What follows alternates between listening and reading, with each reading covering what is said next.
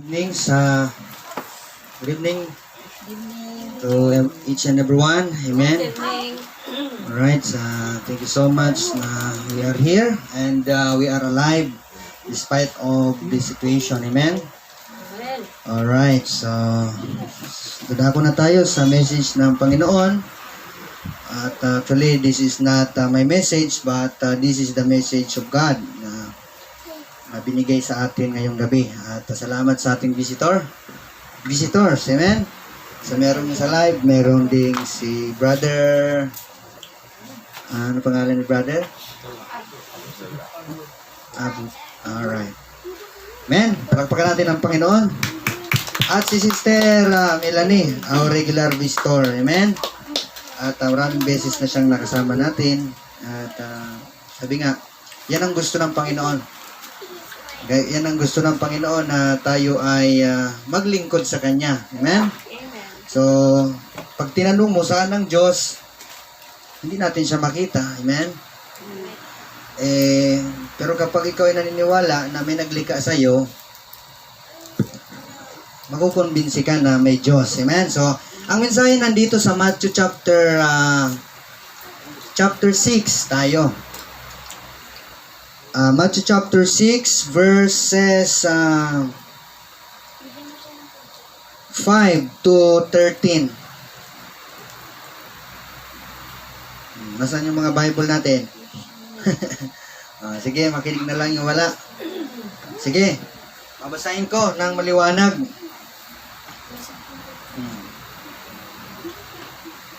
Matthew chapter 6 verses 5 to 13. Okay? Sabi dyan, are you with me now, mga kapatid? Amen. Alright, sabi dyan, sa English na kasi para maintindihan ni brother din, no? Okay. And when thou prayest, or when thou pray, thou shalt not be as the hypocrites are, for they love to pray standing in the synagogues and in the corners of the streets, that they may be seen of men. Verily I say unto you, they have their reward.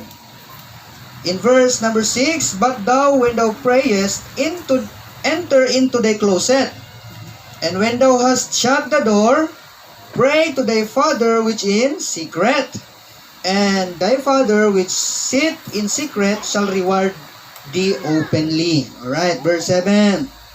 But when ye pray, use not vain repetitions, as the heathen do, for they think that they shall be heard for their much speaking.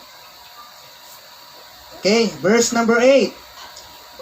Be not ye therefore like unto them, for your Father knoweth what things you have need of before you ask Him.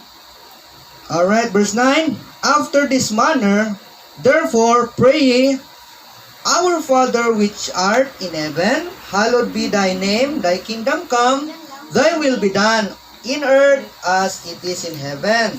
Give us this day our daily bread, and forgive us our debts, as we forgive our debtors. And lead us not into temptation, but deliver us from evil.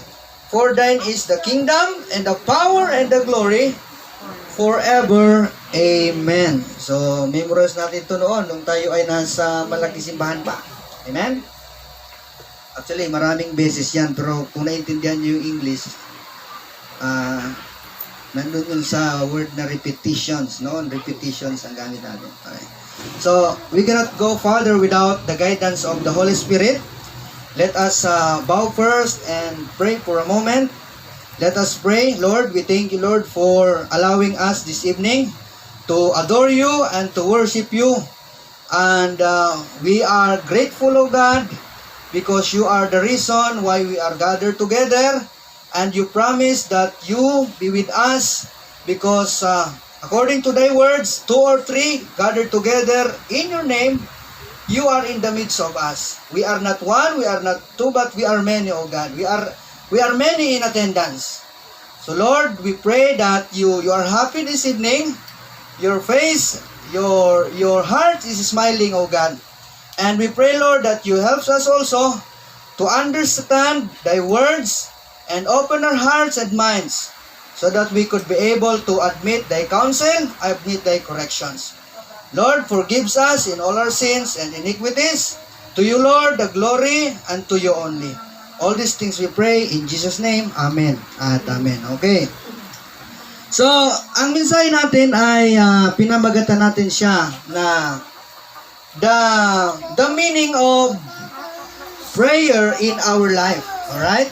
So, yung meaning o yung tinatawag na kahulugan ng panalangin sa ating buhay.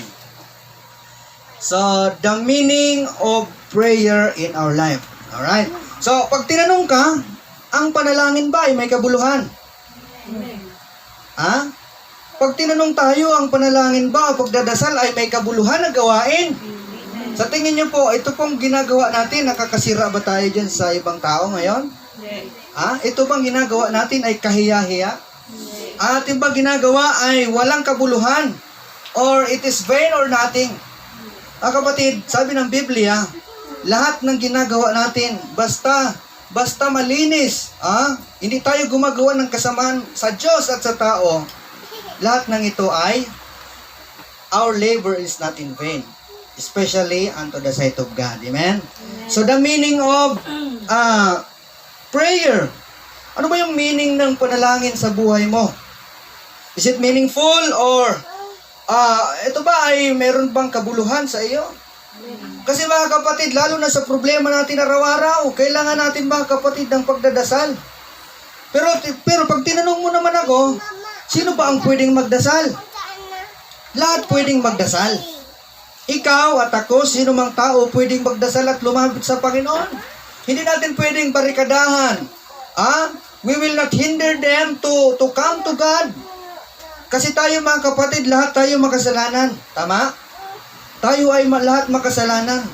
Kaya lang ito pong ginagawa natin, at ito pong ginagawa natin, mas binibigyan natin ng kahulugan yung panalangin. Pero pag tinanong mo ako, lahat ng tao talaga pwedeng magdasal. Kaya nga yung mga taong iba, kahit mali na yung pinagdadasalan, dasal pa rin sila ng dasal. Because we have the right to pray. Amen? We have the right to pray. We have the right to choose, to serve, and to pray.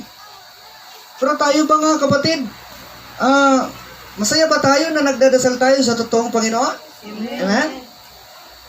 Ako po, masaya ako. Yung bisita natin, masaya din ba? Kayo ate? Masaya? Amen. So makikita natin, why prayer is meaningful. Because prayer is meaningful to our lives because it gives peace, especially. It gives peace, it gives comfort, and it gives strength and confidence. So yung peace, comfort, confidence, and yung tinatawag mga kapatid na strength, kailangan ng tao yan eh. Amen. At saka hindi rin lahat ng bagay na kalakasan nakukuha sa gamot, nakukuha sa mga bisyo, hindi. Kaya yung iba, kung ano-ano ang ginagamit para lumakas. Pero hindi ibig sabihin na yun lang magpapalakas sa atin. Ito pong prayer ang pinaka-meaningful, pinaka-powerful. Hindi lamang gamot ang nakakapagpalakas. Hindi lamang lahat ng iniinom ay nakakapagbigay ng kasiyahan. Ay nakakapagbigay ng aliw or comfort, nakakapagbigay ng confidence. Kasi yung iba, kapag lalo na yung mga binata na hindi na marunong manligaw, naglalasing. Diba? Kasi para may lakas ng loob. Pero hindi lahat. Hindi lahat ng ginagamit natin ay nakakapagbigay aliw, payapa, kalakasan at kumpiyansa. Mga kapatid, kung tatanungin natin yung binasa natin, only the prayer can give us meaningful, can give us peace and comfort and strength, and can give us confidence na tayo mga kapatid, kapag nagdarasal, mayroon pa patunguhan ng buhay mo. Tama? Kapag hindi ka nagdarasal, hindi mo alam kung ano yung bukas mo eh. Hindi natin alam kung anong mangyayari mamaya. So we need to pray because we need guidance. We need protections. Kasi bagaman nabuhay tayo sa mundong ito, pero hindi natin alam, hindi na rin natin hawak ang buhay natin. Meron nga dyan, tumawid lang, nabundol. Ha? Meron nga rin dyan, natulog, hindi na nagising. Ha? Meron kumain, nabulunan, namatay. Actually, ang kamatayan, nandyan lang. Pero the reason why we pray, because we need guidance. Because prayer is meaningful. And prayer gives us peace, gives us strength, and gives us confidence. Diba pag nagdasal tayo, kahit papaano kapag nagdasal tayo, mga kapatid, pag naglakad ka dyan, masaya ka. Amen? Masaya ka. Kaya wag natin kakalimutang magdasal. Amen? Kasi lahat ng tao pwedeng magdasal. Hindi pwedeng harangan mo ang pagdarasal. Alright? Kaya sabi dito, prayer is meaningful because it gives good courage. Minsan nagiging malakas ang loob mo. Kasi itong nangyayari ngayon, na may problems tayo, everyday na problema, kailangan mo rin ng courage, kailangan mo rin ng tapang. Paano pag pumunta ka dyan sa dagupan, kailangan mo rin ng tapang eh. Pero hindi natin kaya yon. Magdarasal tayo. Tama?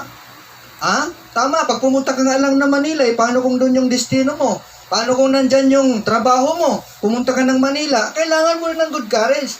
Then the good courage will find mga kapatid, mahahanap lamang natin yan sa prayer. Kaya yung prayer, it's very meaningful to our lives. Because, sabi dito, it gives us courage. It gives us encouragement to face a lot of troubles. And to face a lot of discouragement. So, sabi ng Biblia, this world is a lot of surprises, a lot of troubles, a lot of trials. So, only prayer can give us strength, can give us courage, can give us encouragement. Amen? Kaya sabi dito, prayer is meaningful because ito pa isang bagay, mas lalo tayong napapalapit sa Panginoon. Mas lalo tayong napapalapit sa Panginoon. Prayer is meaningful to our lives because it makes us to be more closer, to be more near, to be more nigh, or drawing near unto God. Basa, James chapter 4 verse 8, ano po sa Biblia dyan? Kapag tayo po ay lumalapit, hindi lumalayo ang Diyos sa atin. Kaya ito pong gabi nga ito, mga kapatid, kung ang ginagawa natin ay paglapit, nasaan ang Diyos? Okay, verse number 8. Magsilapit kayo sa Diyos at siya'y lalapit sa inyo. Ang tanong, ibabasa ka bang lalayo? Walang malalayo dyan. Kaya yung pagpunta mo dito, hindi sayang. Amen? Ang pagpunta natin dito, ang pakikinig natin dito ay hindi sayang. Because sabi dyan, draw nigh or draw near to God and He draw near to you. Cleanse your hands, yes, sinners, and purify your hearts. Of course, paglapit natin sa Panginoon, dapat totoo din sa puso. Amen? Hindi tayo yung mga para lang makita ng tao, hindi ganon. Okay? So, napakahaba pa naman ang message na ito. Hindi naman mahaba masyado. Madilim na lang siguro. Okay? Anong oras na po? 6:39. Sakto pa yan. Okay? 49. Okay. So prayer is meaningful to our lives because it helps us to be more closer to God. Amen? At prayer is meaningful to our lives because it helps us to grow and to be more steadfast at all times. Kumbaga mga kapatid, kung bumibili ka ng multivitamins para lumakas sa generika, itong prayer mga kapatid, spiritual to na vitamins sa atin. Okay? Mapalapit ka sa Panginoon, maayos ang buhay mo, at sigurado ka rin na mamatay ka man kasi hindi natin nangawak ang buhay natin. At least pinagkatiwala natin sa Panginoon. Kasi nga sabi ng Biblia, ang sino mang taong sabi niya, nagmamatigas at kala mo'y nakatayo, mag-iingat daw baka mabuwal. Kaya sabi ng Proverbs chapter 27 and verse 1, huwag nating ipaghambog ang bukas dahil hindi natin alam ang ilalabas niya on, okay? Kaya makikita natin dyan Pag sinabing prayer, number 1 point, what is prayer? Prayer means, it is the will of the Christians. Pag tinanong mo naman ako, ano ba ang prayer? Prayer ay kayamanan natin. Tama? Kayamanan natin yan eh. Kahit wala tayong mga kapatid na protection, wala tayong face shield dyan. Yung mamahaling face shield, magkano yun? 4,000. 400,000. 400. 450. Kahit wala tayong gano'n, nakikatiyak naman tayo sa Panginoon, sa paggabay ng Panginoon. Amen? Kaya prayer is the wealth of the Christians. Pag sinabing wealth, treasure yan eh. Isang bagay na kayamanan yan. Pwede din yan makuha ng ibang tao, magamit. Kasi lahat nga pwedeng lumapit sa Panginoon, di ba? Okay. Prayer is the power of the Christians. Kaya nga, maraming mga kapatid na nawawalan ng power kasi, lalo na yung mga anak ng Diyos, nawawalan ng power kasi anong ginagawa? Kasi hindi nagdarasal. Kaya tunay yan eh. Tunay talaga ang pagdarasal. Kasi si Kristo nga nagdadasal, tama? Diyos na yon. Matinding example yon para lumakas. Okay? Kaya makikita mo, maraming mga Kristiyanong walang power kasi hindi talaga sila nagpipray. Pero, pag nagdasal ka, sabi ng Bible, magkaroon ka ng power. Kaya nga sabi ng Luke chapter 18 verse 1, pray all the times, always, so that you are not able to faint. Hindi ka talaga manglupaypay. Ibig sabihin, prayer gives us power. Prayer gives us strength. Kaya makikita natin dyan, number 3, prayer is the way to communicate to God. No other way, mga kapatid.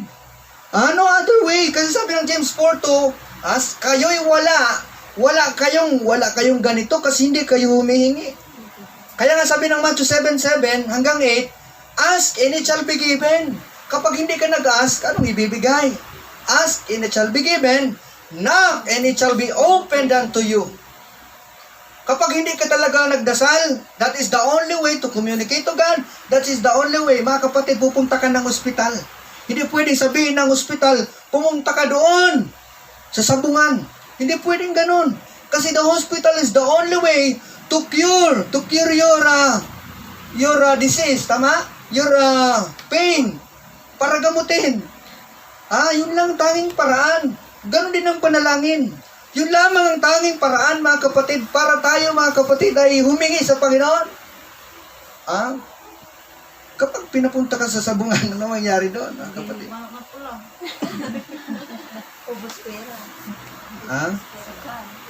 Kaya matindi ang panalangin, mga kapatid. Kaya makikita mo dyan, kayo'y wala kasi hindi kayo nagsisihingi. You have nothing because you do not ask. Ask and it shall be given. Paano ka bibigyan kung hindi ka humingi? Paano ka bubuksan ng pinto kung hindi ka tumuktok? Di ba? Wala ka namang ginawa dyan, magdamag ka, nakaupo, tulog na. Kapag hindi ka nagtuktok, hindi ka bubuksan. Actually, the Lord Jesus Christ, hindi na talaga siya bababa dito para iabot yung hinihingi mo. Pero kapag nagdasal ka, pray believingly. Sabi nga ng Bible, if you believe to your prayer, believe that you receive them and you will have them. Tama?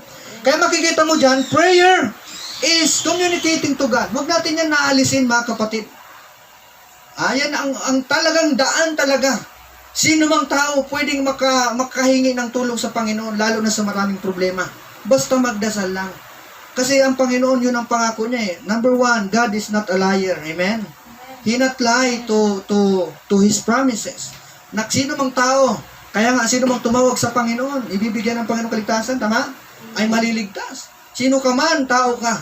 Kahit anumang tao ka. Wag lang unggoy. Kasi tao kasi, ang pinag-usapan, amen? Kaya makikita mo dyan, ito pa, prayer is the way to worship God. Natutuwa siya eh. Alam niyo ba, ang pagpipray, isa rin po yan sa pagpuri sa Panginoon. Prayer is one of the forms of worship na ginagawa natin. Kasi nandyan yung pagpapasalamat, Lord, I worship you, I pray, I thank you, Lord, for your goodness and mercy and faithfulness. Amen? So, prayer also yan po yung tinatawag na isa sa mga form ng worship sa atin. So, number 2 point, why we should pray. Tatlo lang to. Why we should pray, mga kapatid. Number 2 na tayo. Why we should pray? We pray because it was strongly, makinig po, no? Nakikinig pa ba kayo, mga kapatid? Okay. Why we should pray? We pray because it was strongly mandated by God to us. May dahilan, mga kapatid, bakit ito inuutos sa atin. Tingnan mo. Matibay, strongly. Pag binasa mo yung Luke 18:1, yung sinabi ko sa inyo, yung palang dahilan, isang dahilan, para wag tayong bumagsak, wag tayong manghina. Pangalawa, 1 Thessalonians 5:17, inutos ng Panginoon sa pamagitan ni Pablo sa Thessalonica, kasi yung mga taga Thessalonica, talagang nanglulupay-pay eh. Pero sabi ni Pablo, manalangin kayong walang tigil, because only the prayer can stand you from doon, mga kapatid, sa pagkabagsak, from desolation, mula sa pagkawasak nila, mula sa pagkabagsak nila, pagkagiba nila. Sabi ni Pablo, pray without ceasing. Tapos susunod doon ang sabi, magpasalamat kayong lagi, kasi lahat ng bagay na yan, kahit may problems ka, lahat ng yan, lahat ng yan ay kalooban ng Panginoon. Amen? Kaya makikita mo dyan, Jesus Christ, we believe that Jesus Christ is God, amen? And Jesus Christ is the second person of the Godhead, the Father, the Son, and the Holy Ghost. Now, Jesus Christ, 2,000 years ago, bumaba siya dito at na-experience na yung magdasal. Kaya nga, mga kapatid, nandito na tayo sa Pangasinan. The founding of the church is from Israel, Galilee, Bethsaida City, Israel, sa lugar, sa your place. Sa my place, Israel? Israel. No, hindi siya Israel. Basta sa sakop ng Middle East. Tama? Yes, yes. May lahi. Yeah. So the founding of the church was in Galilee City. Galilee, Bethsaida City, Israel. At makikita natin 2,000 years ago nung si Jesus Christ nagdasal sa bundok ng Getsemani. Alam niyo po, sinama niya si Pedro, si Juan, at sinama niya pa si Andres. Di ba nagdasal siya? Unang pagdadasal niya, sabi niya, samahan niyo kong magpuyat. Nagdasal siya, pero yung tatlo natulog. Di ba? Kaya huwag kayo matutulog, mga kapatid. Natulog yung tatlo. Punta kayo, mga kapatid, sa Mateo, please. Matthew chapter 24, nandyan yan. Matthew chapter 24, 26. Matthew 26.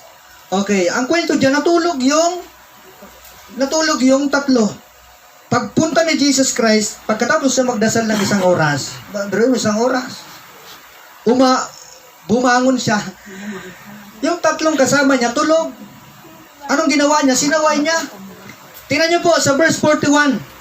At lumapit siya sa mga, verse 39, nagdasal dyan si Kristo. Okay?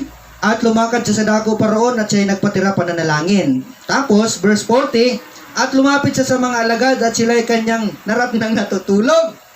At sinabi kay Pedro, hindi kayo maaring magkipuyat sa akin sa isang oras? Di ba? Isang oras.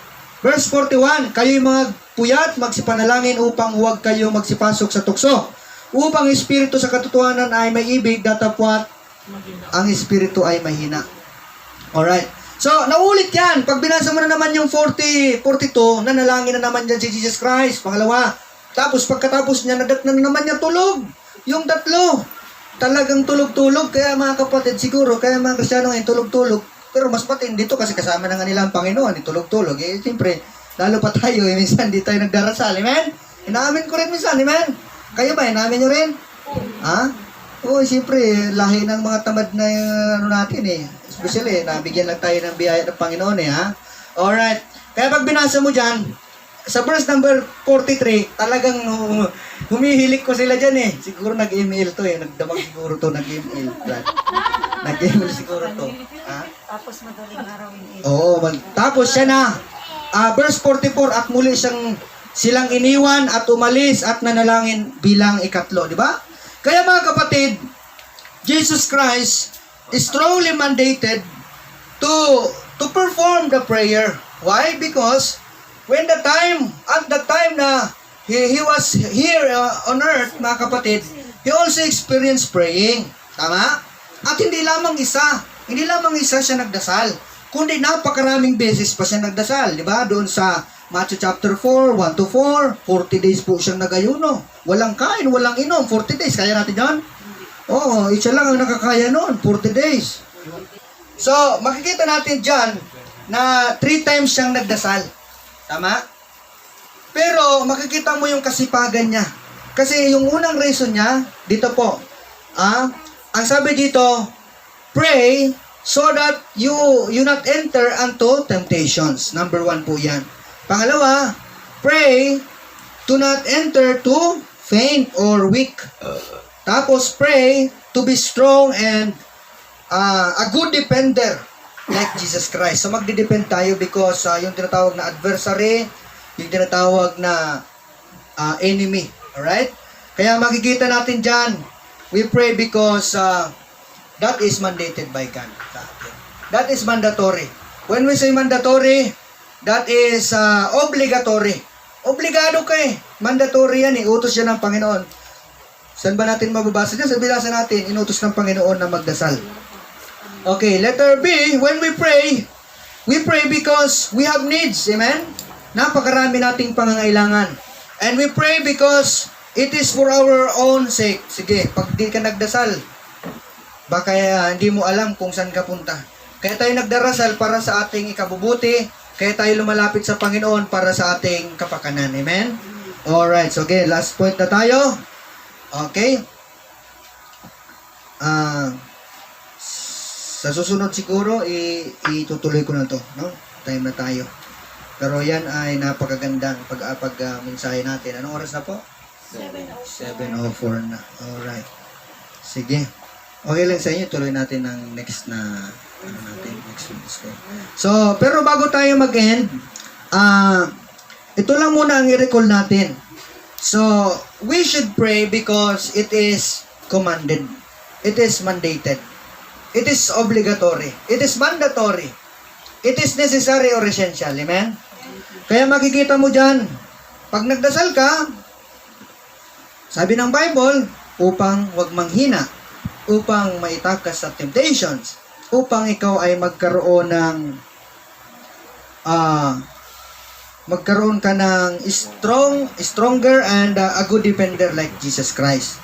And then, when we pray, sabi dito, tayo po mga kapatid ay mas lalo pa na mapalapit sa Panginoon. Amen?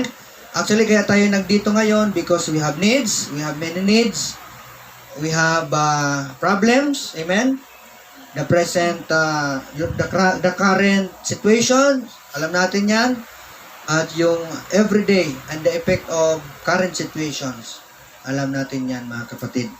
And we pray because it is for our good, for our safety, for our own sake. Hindi lang sa ating sake, pati din sa mga kapitbahay, mga kakilala mo, sa malayo. Amen? Kaya hindi simple ang pagdadasal. Okay? And last, we pray because we love God. Napakaganda na makipag-usap sa Panginoon. Kung ako lang tatanungin, kanino mas maganda makipag-usap sa Panginoon lang. Amen? Oo. Kaysa mag-chismus-chismus ka dyan. Mag-chismus-chismus. Mas maganda na magtsikahan kayo ng Panginoon. Amen? Mas maganda yon na mas maganda na kausap ang Panginoon. Amen? Alright, may last point pa tayo pero patalastas muna at sa next week naman. Alright? At sana ay madagdagan pa natin yung oras natin. Kung pwedeng mag-start tayo ng 5:30, pwedeng 5:30. Amen? So, tayo na tayo lahat. Sa next week na lang tayo pagpatuloy ko lang to. Ulitin ko to. Okay. So, i-close lang natin muna and then mag-prayer request tayo. Lord, again this evening, we thank you for thy words, Panginoon. Thank you for your counsel. Thank you for your wonderful words to harin niyo po kami. In Jesus' name, amen. Okay, magdasal tayo ng mga individual natin at ipagdarasal ko ng last. Sige na. Let us pray 2 to 3 minutes or 1 to 2 minutes lang. Let's pray. Darasal, close ko na po sa panalangin. Dakilang Diyos Ama na nasa langit, salamat po Panginoon na alam po namin na alam nyo na po ang aming mga pangangailangan. Hindi lamang kaming mga anak ninyo, kundi pati ang mga hindi nyo anak, Panginoon. Lord, salamat po na you are all-knowing, all-powerful, present everywhere. Salamat po na meron kaming Diyos na malapitan, Panginoon, sa panahong ito. Salamat o Diyos na buhay kami, salamat na ligtas kami, at maging ang aming pamilya at mga kakilala. Salamat po, Panginoon. Salamat po dahil kami nagkulang.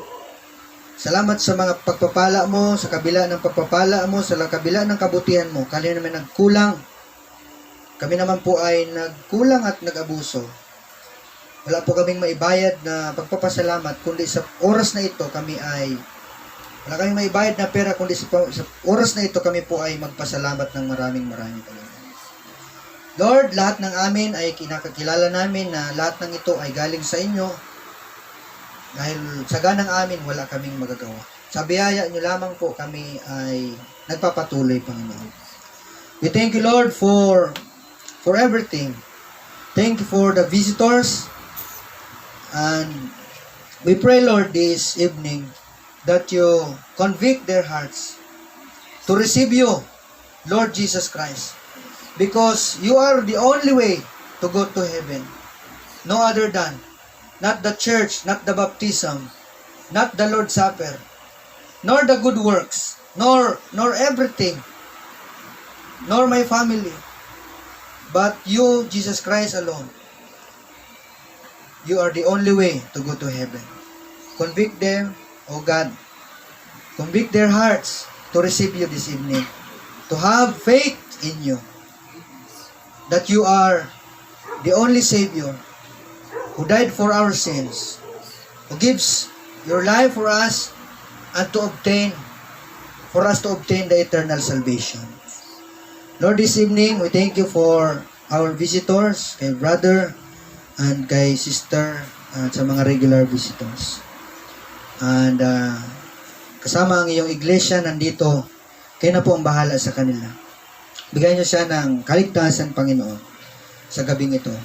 I pray na this evening is the opportunity for him to have assurance to go to heaven. Huwag niyo pong patigasin ang kanyang puso. Sawayin niyo po si Satanas, Panginoon, para kami naman ay maging masaya din kasama namin sa pagdating ng araw. Alam namin na ang kanyang pinanggalingan na bansa ay against sa inyo. You are nothing to them because sabi mo sa iyong salita, if they believe not that you are the Savior, they are Antichrist. And Antichrist is nothing. And that is our belief, O God. Paunawa nyo din po sana sa Kanya. Salamat po, Panginoon. Kaya na pong bahala sa Kanya. Bless nyo din po siya sa mga bisita. At Panginoon, sa mga frontliners, mula kay Pangulong Duterte, hanggang sa pinakang pulis, tanod, Panginoon, yung kamababa. Hanggang kami din, mag-front din kami sa aming pamilya, paglabas-labas niya kung saan-saan. Ingatan nyo din po kami. Bigyan nyo po ng maayos na business ang mga kapatirang ito. Bigyan nyo din sila ng katapatan sa nawa isama nila kayo sa kanilang business upang sa ganun manatili ang business na ito at laging maglago, Panginoon. Nawa ay tulungan nyo sila. Lahat kami may pangangailangan po, Panginoon. Sabi mo sa iyong salita, ilapit ang i-request namin ito. Kaya na po magpala at kung din sa mga walang trabaho, kagaya na Sister Melanie, kaya na rin po ang siyang bahala, Panginoon. Meron siyang anak, meron siyang single lang po sa Panginoon. Kaya na po ang bahala sa kanya. Nawa yung pag-apply niya sa resume, pinaghirapan niya ay maaprubahan. Alam namin, we believe in your power, Panginoon. At narinig mo na ito at tinanggap ni Sister Melanie sa gabing ito. Ganon din ang mga kapatiran sa ibang bansa, kaya na po ang bahala, lalo na Panginoon, yung mga nagtatrabaho din. Ingatan niyo sila.